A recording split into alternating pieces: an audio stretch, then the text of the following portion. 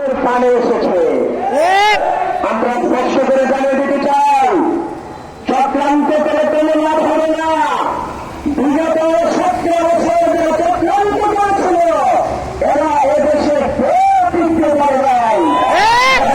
চক্রান্ত করে কোনো লাভ হবে না। চক্রান্ত করো না, নিজের কপালে অনর্থক ফাল লাগিয়ে না, নিজের মাথায় নিজে করার করো না।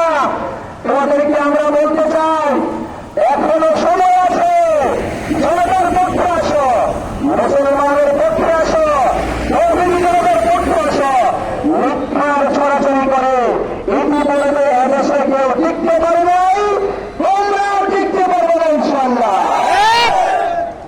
সম্মানিত উপস্থিতি, আজকে আমরা যে বিষয় নিয়ে যে বিষয়ের প্রতিবাদ করার জন্য আমরা আজকে এখানে উপস্থিত হয়েছি, আমরা জানি ওখানে ইউনিয়ন